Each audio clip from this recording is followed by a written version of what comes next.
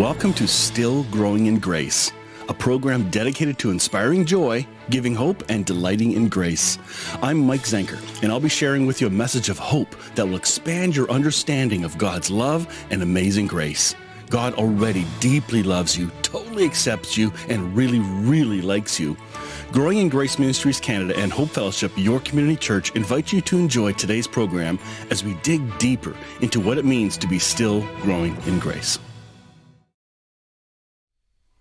Hey, good morning, everyone. Welcome to Still Growing Grace. Get your coffee. I got mine. Certain mugs are lovely, and I love this mug from Starbucks. It's one of their larger ones, but I used to call this program Grounds and Grace, Coffee Grounds.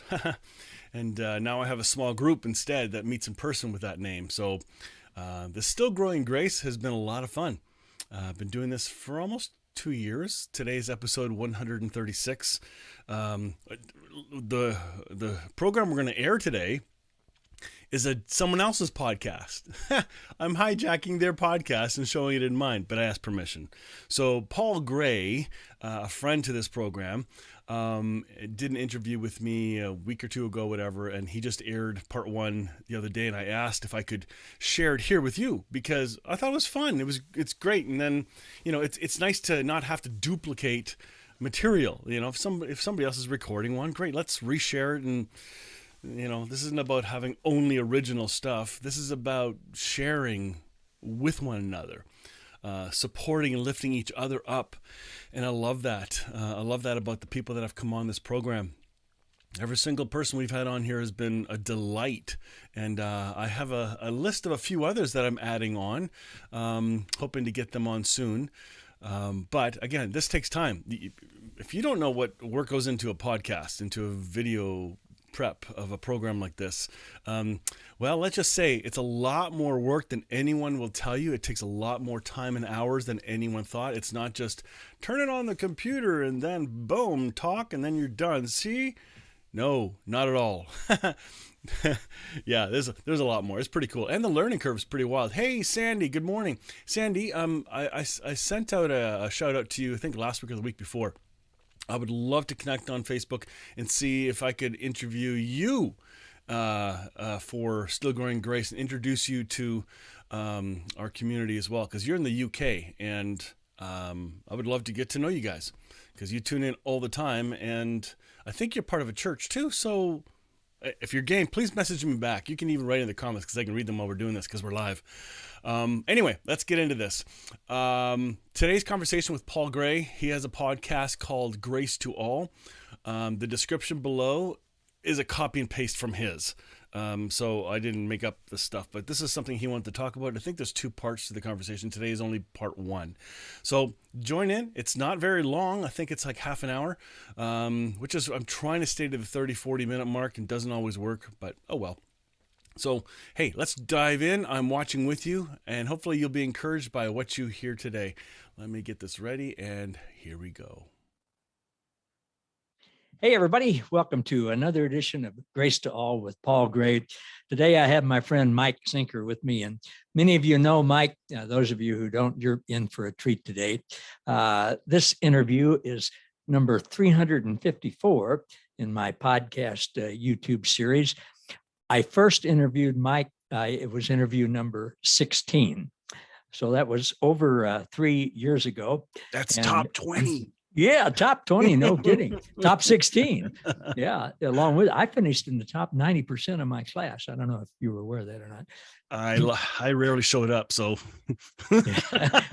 Think about that now, top 90%. So at any rate, Mike and I. Oh, that took me a moment. That's awful. This is what kind of talk we're going to have. Oh. Yeah. Well, Mike and I have had the privilege of being together in person since then, and doing lots of interviews back and forth. And just to say up front, the inspiration for my new book, Grace to All, which Mike has a copy of. He bought it through Amazon Canada. Two. We bought 2 through Amazon Canada. And they're available, of course, Amazon and in a lot of different countries now. But the inspiration for the book actually came from an interview that I heard Mike do with two of his close friends who are also buddies of mine, Bill Thrasher and Richard Murray. And they were talking.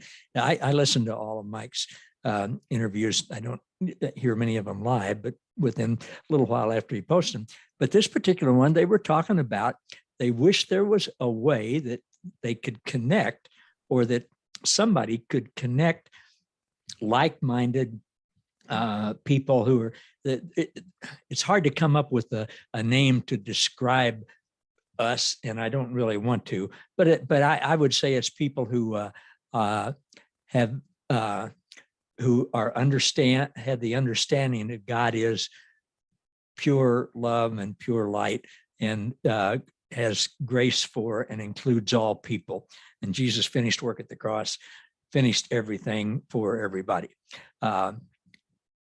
So, we all have somewhat different takes on how that happened and what happens in the end times and all that kind of stuff. But those of us who are on that track, how could we connect each other?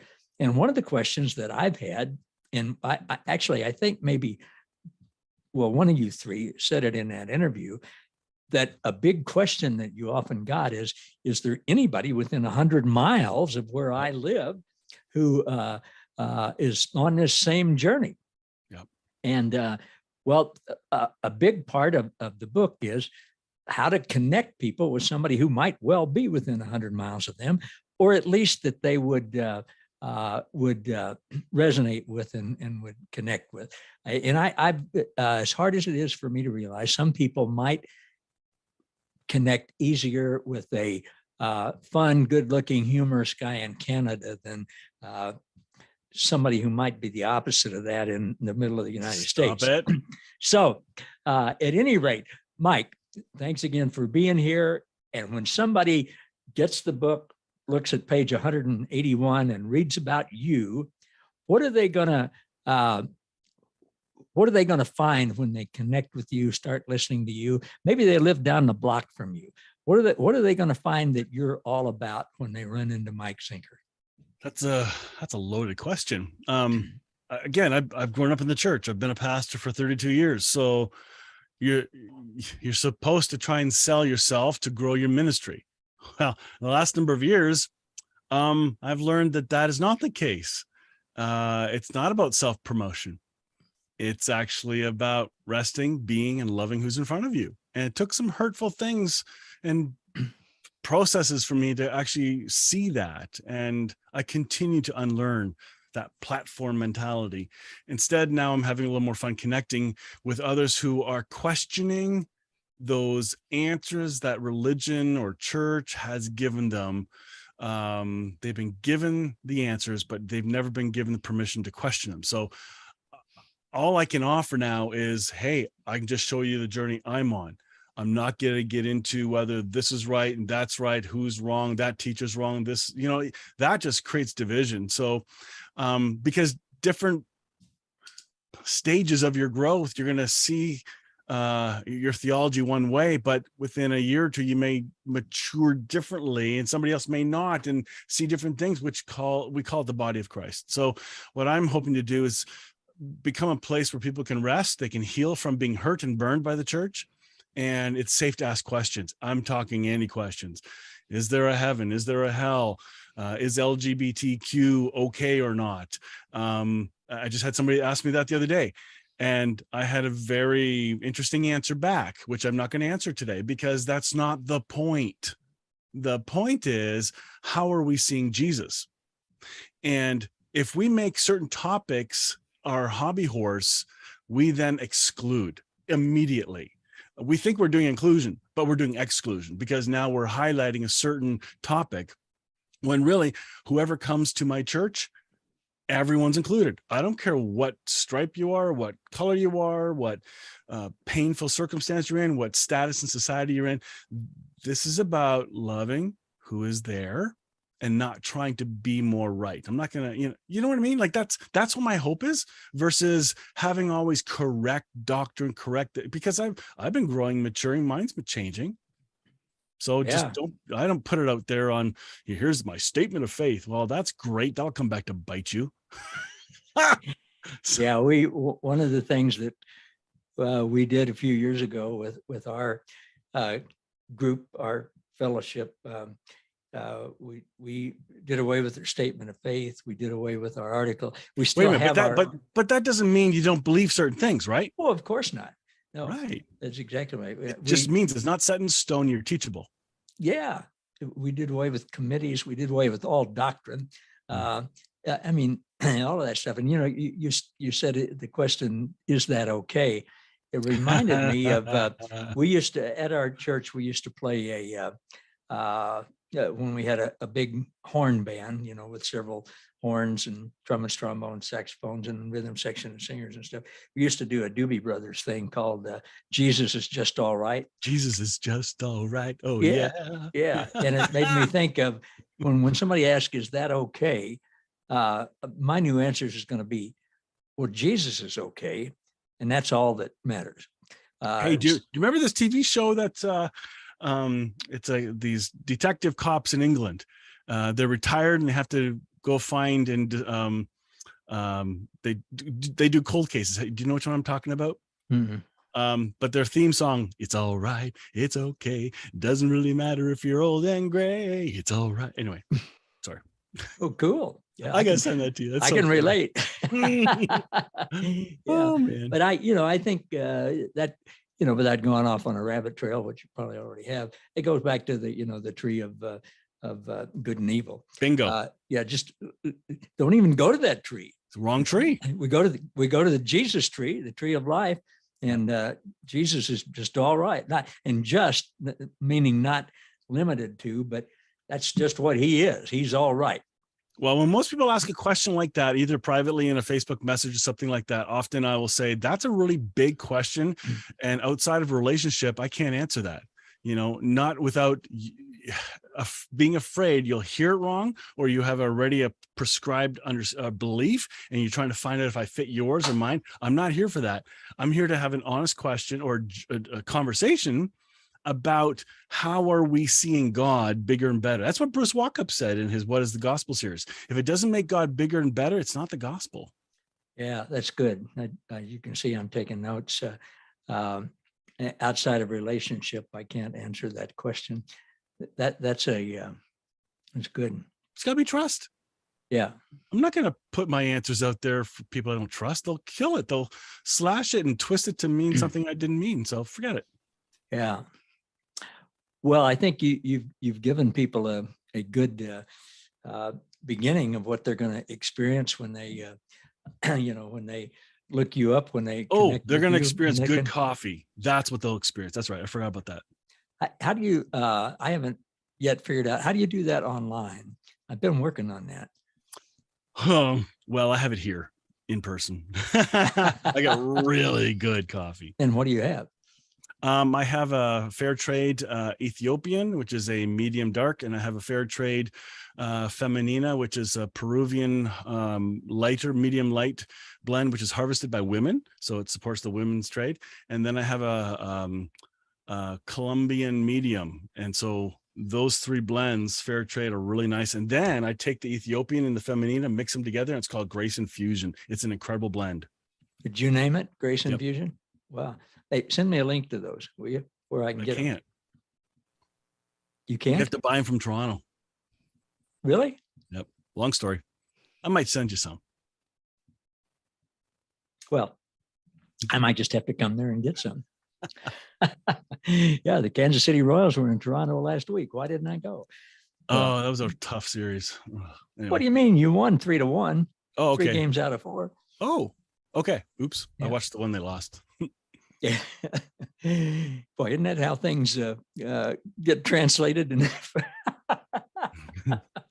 Oh, well. Okay. So back to connecting people.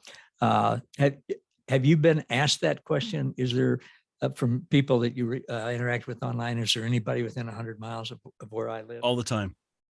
Yep. And for some that are pretty far away, I've had people say, "Hey, can you be our pastor?" It's like, well, I don't want to be your pastor, but you can jump on and become part of this Hope Fellowship family from being afar. And COVID has expanded who we are as a family. We got folks watching in England. We got in the States, Alabama, Texas, you name it. Like it's crazy where people are watching from across Canada, different places, Sorrento, BC, Moncton, New Brunswick. It if it's going to connect, it's going to connect, and you can't over promote it. Otherwise it looks like you're self-promoting and thinking you're bigger than you are. It's like, you know what? I'm just going to share, and I'll connect with who God wants me to connect with. And when the message or theme or topic is right for somebody that needs to hear it, they'll tune in or watch the video later or whatever. So I think that's been a fun thing, like if you are far away, if I happen to know somebody that's nearby, try that teacher over there. They do a Bible study. They don't have a church, but they have a Bible study. My buddy Scott in St. Catharines, he's spoken at my church twice recently. He's got a small house church. He doesn't have big teaching ministry, but he's a great teacher. And so, down the States, hey, you got somebody nearby, you go visit them, encourage them. It doesn't have to be the traditional got to go to church every week. This is more about, this is who I want to connect with for the time I'm on right now, for the journey I'm on now. This is the group. It doesn't have to be lifetime. We've had people come and go. They've used Hope Fellowship as a stepping stone church, and they said that, but it was a blessing for the time they were here, but now they moved on, and it's great. It's like, great. We're not trying to grow the church. It's his church, not ours. I agree, Mike. And I think in part, in everything Jesus said had multiple meanings, but I think in part when he said, you're going to do even greater things, than I, at least to me, in part, we're doing greater things now because we're able to reach more people through the internet, and not just with one-time things, but people can Google you and look at a whole list of topics of videos and click on one that they're interested in. And Jesus couldn't do that when he was here on earth because there was no internet and he was limited to time and space. I mean, he chose to do that. So it's not that we're doing things better or greater than Jesus did. We're doing something that wasn't able to be done at that time because technologically we weren't there yet. So to me, it's a great time to be alive because of technology, and it's a great time to be able to interact with people like we're doing right now. I think that some folks have taken that "we'll do greater things" too far, and I've seen the focus is on doing greater. I can do greater. It totally misses the boat. It's like, this isn't about you. This is about Jesus. Don't try to help him out. I think that's half the problem. We see the fun fruit and go, I want that, or that spiritual gift. I want that one. But nobody wants to do the serving gift, which is what Jesus did, by the way. Nobody wants to do the not so fun and recognized ones. They want the ones that'll give recognition. That's hard. It's really hard. Yeah. Well, it is. It is indeed. So you teach one of your podcasts is Growing in Grace. Your church is called Still Growing in Grace is the podcast. Still Growing in Grace, New Hope Fellowship. And like any teacher, you have a variety of things that you teach on for whatever the Spirit's leading you to at the moment. What are you teaching right now? What do you have envision coming up in the future? What's on your heart? I've been focusing for the last 2 years on finding encouragement in the small things. Stop looking at yourself. Stop complaining. Look for ways to be thankful. How do we find hope in difficult times? That kind of a theme has been the last 2 years, on and off and wherever. Where I'm hoping to hit this September is I want to start revisiting the foundations of what I call grace teaching. And let's revisit it. Let's repackage it. Or how have we matured since the last time we first heard it, which is like almost 20 years ago? Has the terminology changed? It has. Has the meaning changed? Maybe not as much, but it's matured. And so I think there's deeper and wider that we can do. And folks that didn't even hear some of the basics, which I think are critical, they need to hear some of those foundations again. And to some who've heard it before, it's going to be, I never heard that before. Yes, you did. Like, it's really funny. It's like bringing a guest speaker into your church, like they'll say stuff and everybody's going to go, wow, I never heard that. And I'm thinking, yes, you did last week. And, but it's another voice, another person saying it from another personality, another tone, another experience. That's why the body of Christ needs to be networked. And we've talked about networking and connecting, hence your book. Yeah. But that's kind of where I'm at. So I'm hoping this fall to do that. And then we have a conference that I'm toying with in November. I talked to you about briefly on identity. What is identity? So that we'll leave that there because more to come on that one. It's I think it's a great revelation to me, and I think it's something that the Spirit wants us all to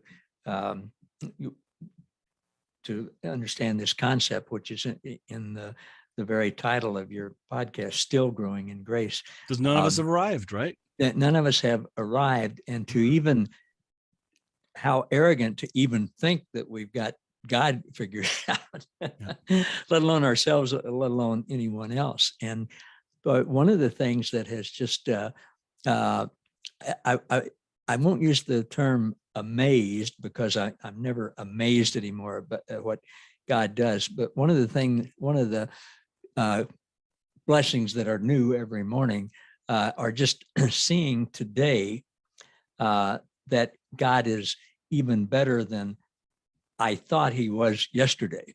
Yeah. And along, I mean, that in itself is just amazing. But again, this is your expectation. If you're living from an expectation that, I know God, you are not going to have your eyes open to anticipate and be ready to hear or see good things going on around you. You think you've arrived. Like, you need that surprise, right? Well, you do. Yeah. And to have the mindset of, I've got it all down now. I just want to listen to more teachers who agree with me and, confirmation bias type of stuff instead of, our friend Don Keithley is really good about, and he did this in his message Sunday, really good about saying, read wide, just listen to all kinds of things and take the stuff that the Spirit shows you is for you and let the other stuff go.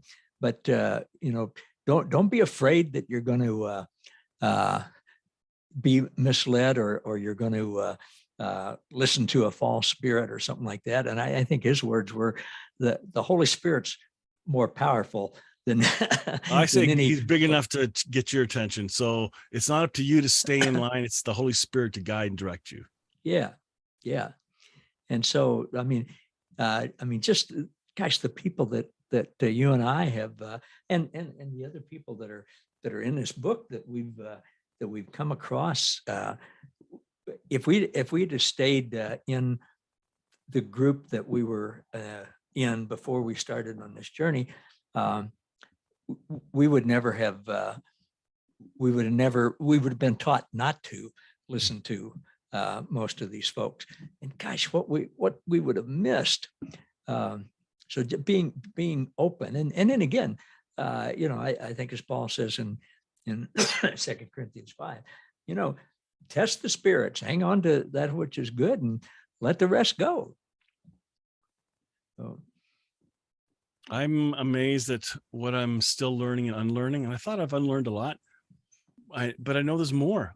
My own little comfort zones are being challenged occasionally. It's like, okay, don't be so dogmatic. Don't be so quick to answer your opinion. It's like, okay, I never saw that before. Well, then admit it. Say, okay, I haven't seen that perspective before. Or when you suggest a perspective, say, here's how I'm seeing it now, instead of this is right, that's wrong. This is the true gospel. Like, how people say this is the true gospel? I'm thinking, don't use that language, because you now set people apart. You now divide people, because theirs is clearly not the true gospel, because yours is the true. But 144,000 different denominations can't all be wrong, can they? Like, it's just wording matters. And we talked about that briefly about another topic, another word, right? our language matters, and I'm still learning. Oh, I am too.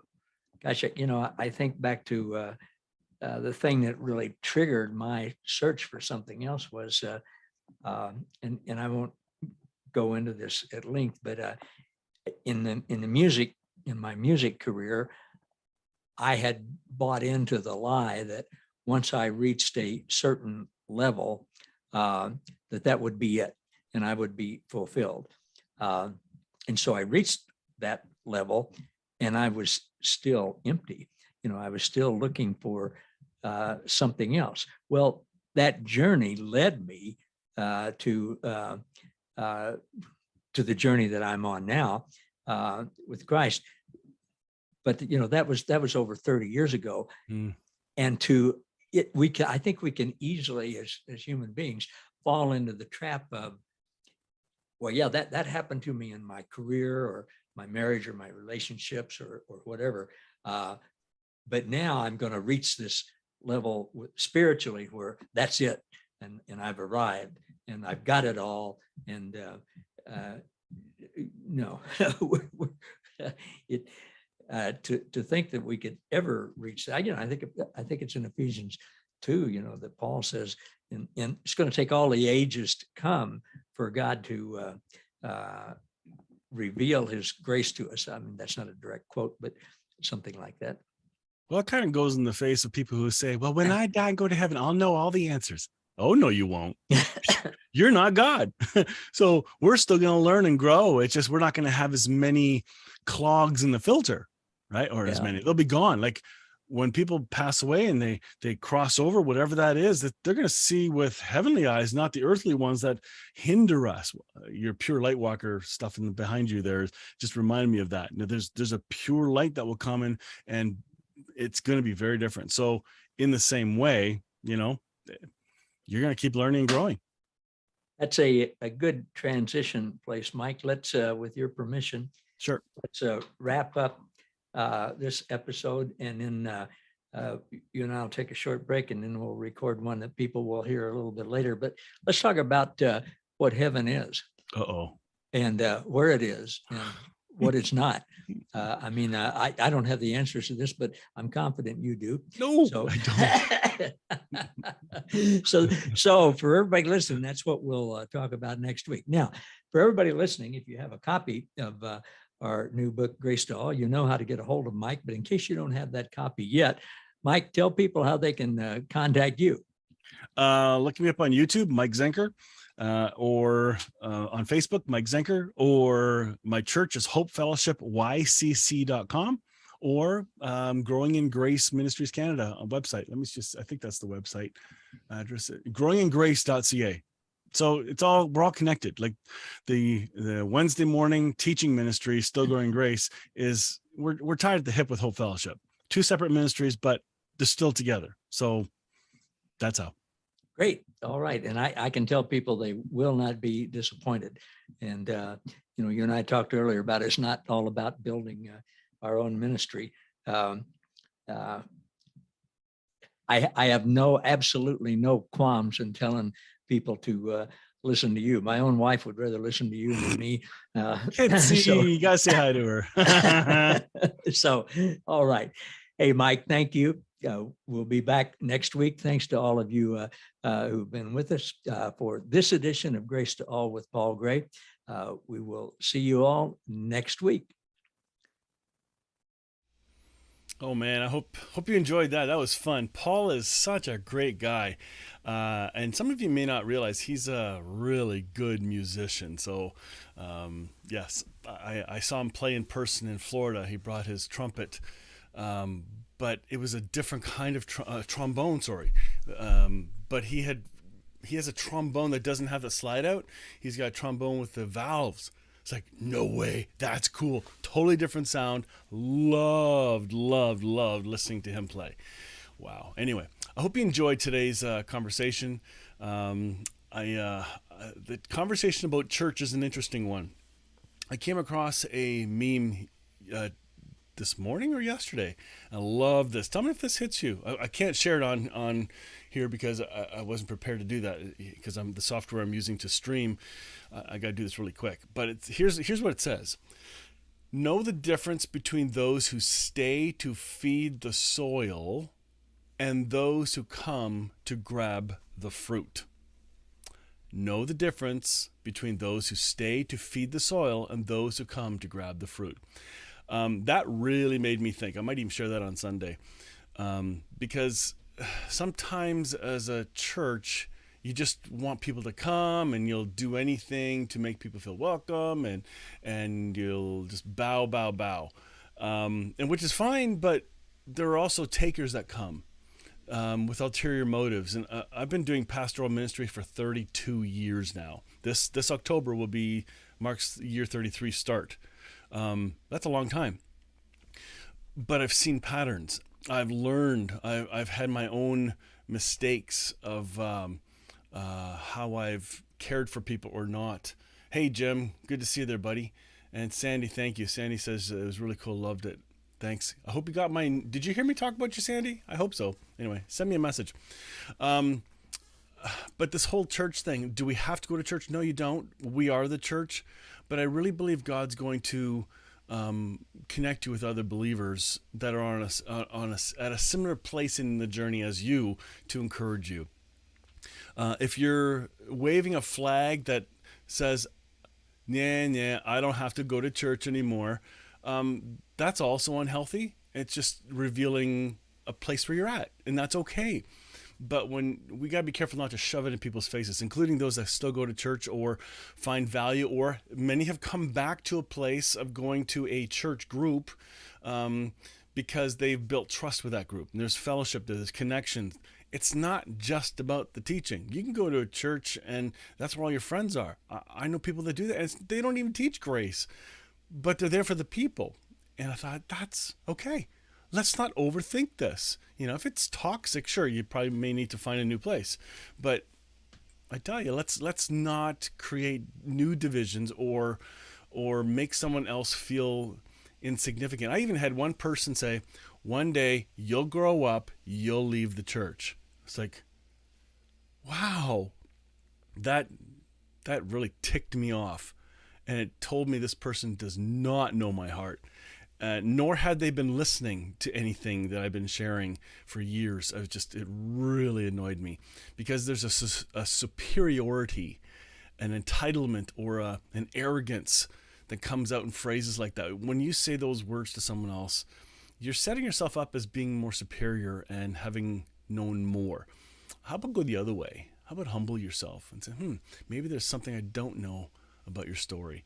Maybe help me understand why the church you go to is of value to you, or why does the home group add value, or why don't you go anymore? Help me understand so I can know you, not about where you go. It's not about that. It's about your loving relationship with Jesus and how does Jesus live out. I love it. Anyway. That's it. Rant's over. We'll look forward to seeing you guys next Wednesday morning. If you want a church to tune into, you're welcome to tune into Hope Fellowship. Sunday mornings for Hope Fellowship is about my local community, connecting with them and those, and the community's growing. Yeah, grace leads us to love. That's right, Jim. That's right. If it doesn't look like love, it's not grace. So if you want to join in on a Sunday morning, no matter where you're located, we speak in the context to our local community, but we also recognize there are people watching from all over, and we try and include everyone as well. So we're learning how to do this online, larger church mindset, and it's actually fun. I love being stretched. Until next time, you guys have a great day. Share this video. This was originally aired on Paul Gray's Grace to All podcast, and he let me reshare it. When the second one comes out, I'll share it here as well. But next week, we'll see what's going on. I think I have a great recap of another one that was previously aired, but today's is a new one. So anyway, you guys have a great week. We will catch you later. Join me next time on Still Growing in Grace for more good news. Enjoy previous episodes by downloading our podcast at growingingrace.ca. You can also visit hopefellowshipycc.com to find our service times and location. If this show has been an encouragement to you, please consider making a donation today at growingingrace.ca and help us keep spreading this good news. Thank you again for tuning in to Still Growing in Grace.